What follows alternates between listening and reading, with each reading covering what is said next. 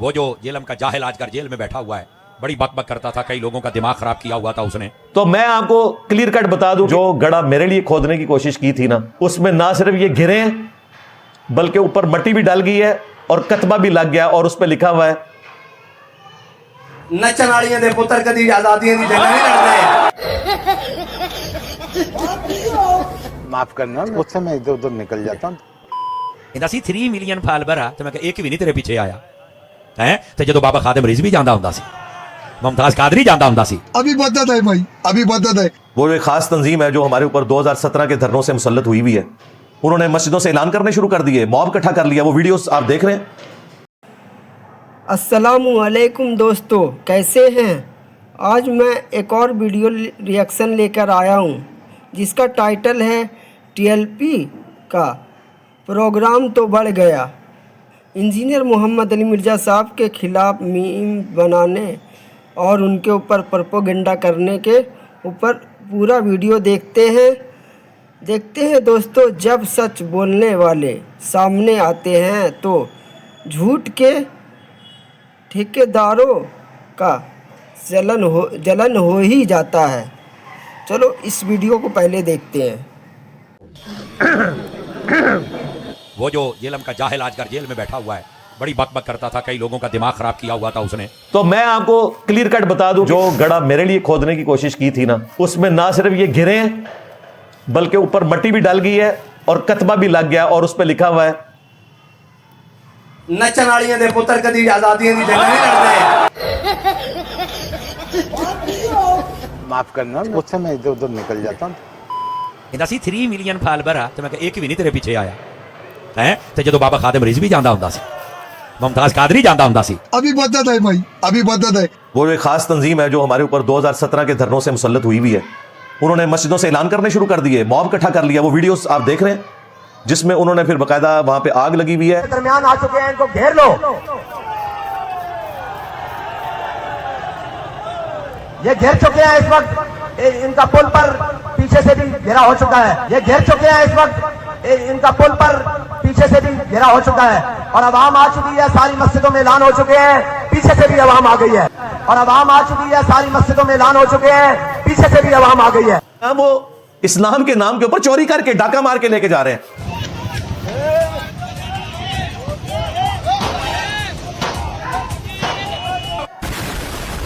ये मुसलमान बाले गलीमा समझ के लूट के ले गए।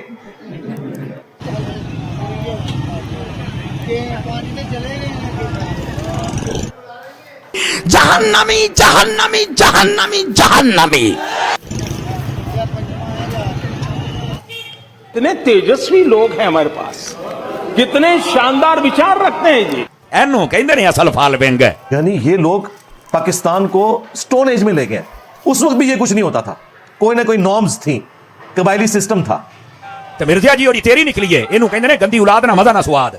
रुक, तेरे को बताते। मेरी तरफ से मेरे किसी स्टूडेंट को किसी किस्म का प्रोटेस्ट करने की, कोई मेरे हक में बैनर लगाने की, कोई रोड ब्लॉक करने की कोई इजाजत नहीं। हाँ, सोशल मीडिया पे झूठ कैंपेन चलाएं, वो आपका राइट है, वो हम किसी को मना नहीं करते। मैं चलवाता नहीं हूँ, लेकिन मना भी नहीं करता। लेकिन उसमें कोई रूड लैंग्वेज, कोई गाली गलोच किसी रियासती इदारे को टारगेट ना करें, खा वो पुलिस का इदारा हो, फौज का इदारा हो, अदलिया का हो। लेकिन उसमें कोई रूड लैंग्वेज, कोई गाली गलोच किसी रियासती इदारे को टारगेट ना करें, खा वो पुलिस का इदारा हो, फौज का इदारा हो, अदलिया का हो। पीछे से भी घेरा हो चुका है और अवाम आ चुकी है। सारी मस्जिदों में ऐलान हो चुके हैं, पीछे से भी अवाम आ गई है। जबकि मुज़ाकरात के दौरान एहतजाज की क़यादत ने हुजूम को उकसाना जारी रखा। हुजूम ने पथराव, कीलों वाले डंडे और पेट्रोल बमों समेत तशद्दुद आमेज हथकंडे इस्तेमाल किए। कई पुलिस एहलकारों से असला छीना गया और फिर उसी छीने गए असले से फायरिंग भी की गई। पुलिस से बड़े सामने से बचने की कोशिश में आंसू गैस और लाठी चार्ज। मुलजिमान से टीएलपी के झंडे, पत्थर और चलाई गई गोलियों के खौल भी कब्जे में ले लिए गए हैं। तो शहबाज़ को साहब नहीं कहना चाहिए, ये साहब नहीं है। जिसने अब जो मायदे पर साइन किया ना शाह साहब, इन्हों साहब नहीं कहना हो, इन्हों वही कहना मैं क्या सी उधर। हाँ, ये वही है, उसको ही बड़ा है आके। हाँ, ये उसको ही बड़ा है, एक कान खड़ी है। हाँ, ये उसको ही बड़ा है। एनू कहंदे ने असल फाल बेंग। सबर करो, रुको जरा। मजहबी जमात के जो मजहबी तो नहीं, इंतहा पसंद जमात के जितने भी अकाउंट्स हैं, बैंक अकाउंट्स हैं या सोशल मीडिया अकाउंट्स हैं, उनको सील कर दिया जाएगा। पंजाब में तहरीक लब्बैक के खिलाफ सख्त क्रैकडाउन जारी है और आज पंजाब हुकूमत ने वफाकी हुकूमत से तहरीक लब्बैक पर पाबंदी लगाने की सिफारिश करने का फैसला कर लिया है। एनू कहंदे ने असल फाल wing Boom, bam, bop, bada bop, boom, pow. ये जी हमारा कफन आ गया मदीना पाक से और ये हमने पहन लिया है।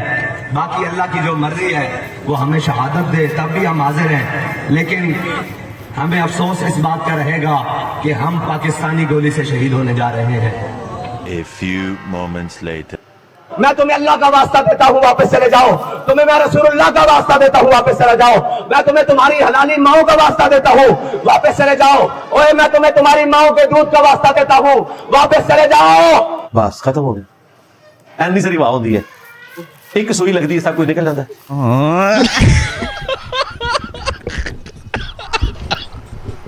डीआईजी ऑपरेशंस लाहौर फैसल कामरान ने कहा है कि साद रिजवी लोगों को भड़काने के बाद खुद फरार हो गए।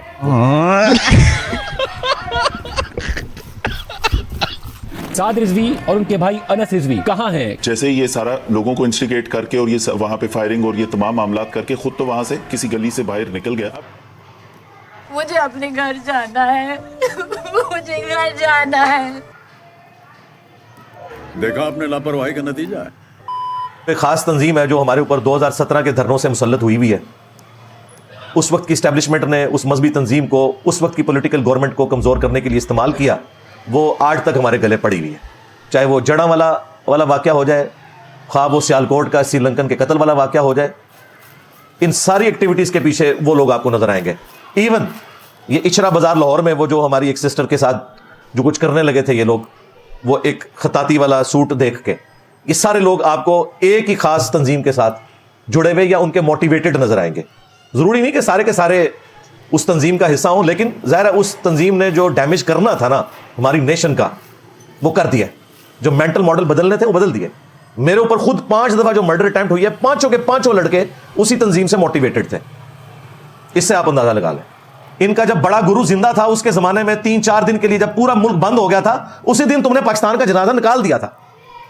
ये तो बाकियात आएंगे, हम भुगतेंगे, अब डिकेल्स तक भुगतेंगे।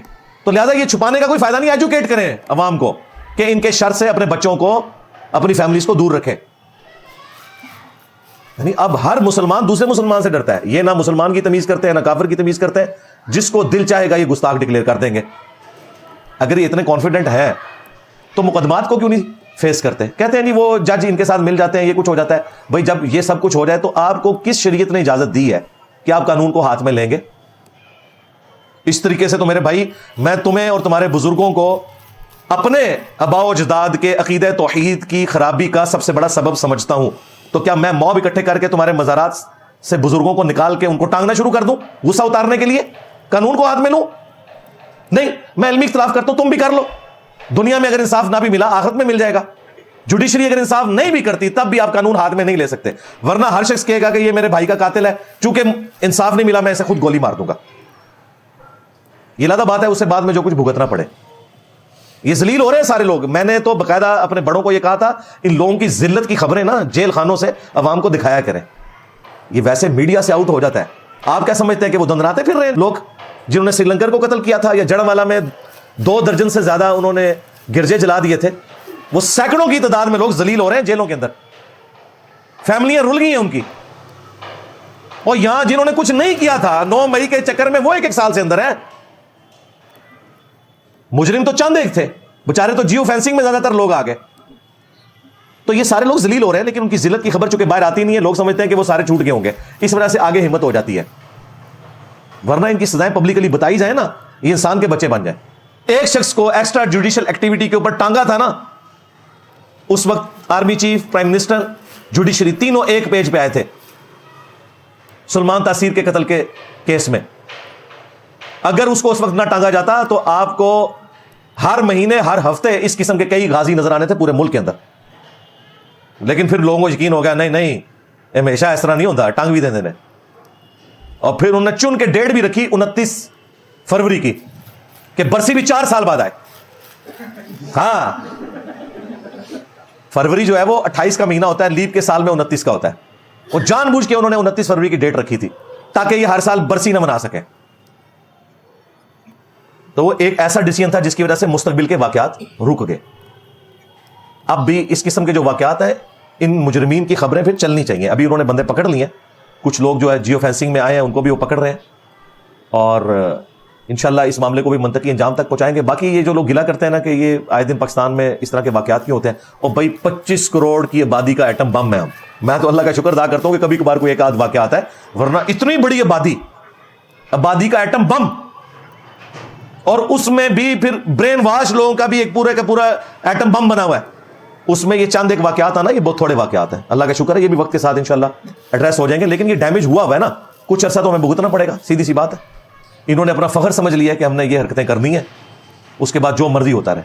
उस वक्त लोगों के बच्चों को वर्गला के अपने साथ इस्तेमाल करते हैं, बाद में फिर जब जमानतें करवाने की बारी आती है कोई बंदा जमानत देने के लिए तैयार नहीं होता, पूरी पूरी फैमिलीज रुल जाती हैं। उस वक्त वो नारे मार रहे होते हैं, उन्हें पता ही नहीं बाद में क्या होना है इनके साथ। इन नारों का मजा फिर बाद में निकलता है। ये सारे के सारे मामलात अब आपके सामने हैं। हमने तो इसके लिए आवाज़ बुलंद करनी है, लोगों को एजुकेट करना है कि बच जाओ इन मौलवियों के शर से, अपने बच्चों को बचाओ, ये ब्रेन वॉश ना करें, इस किस्म की एक्टिविटीज़ से अपने बच्चों को बिल्कुल दूर रखें। ये कोई दीन की खिदमत नहीं हो रही है। दोस्तों, इंजीनियर मोहम्मद अली मिर्ज़ा साहब का मिशन हमेशा से एक ही रहा है, उम्मत को कुरान और सही हदीस के जरिए इल्म देना, ना कि अंधी तकलीद में फंसाना। लेकिन कुछ लोगों ने इनकी बातों को समझने के बजाय प्रोपेगेंडा और बेकार जैसी बातें करते हैं, हथियार उठा लिए हैं ताकि उनका असल मैसेज दबाया जाए। टीएलपी के नाम पर लोगों के जज्बात भड़काया जा रहा है और हक की आवाज़ को दबाया जा रहा है। लेकिन सोचने वाली बात यह है कि अगर इंजीनियर मोहम्मद अली मिर्ज़ा साहब गलत होते तो सिर्फ दलील से बात करनी चाहिए थी, प्रोपेगेंडा से नहीं।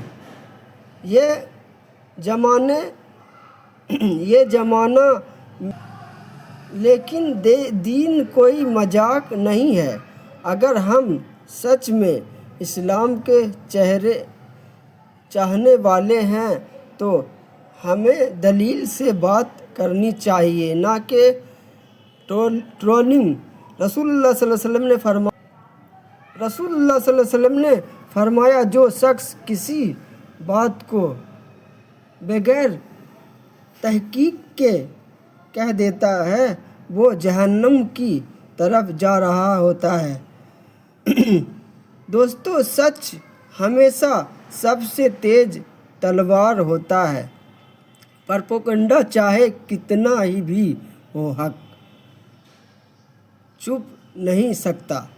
इंजीनियर मोहम्मद अली मिर्ज़ा साहब की बातों दर्द से नहीं दलील से आती है, और हमें भी अपनी अकायद और अपने जज्बात को कुरान और सुन्नत के मीज़ान पर तोलना चाहिए।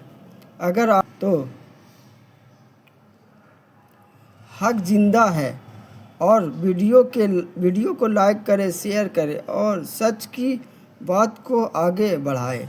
अल्लाह हमें समझ दे, इल्म दे और हक पे कायम रहने की तौफीक दे। जज़ाकल्लाहुम्मा खैर व हसन जज़ा। अल्लाह हाफ़िज़।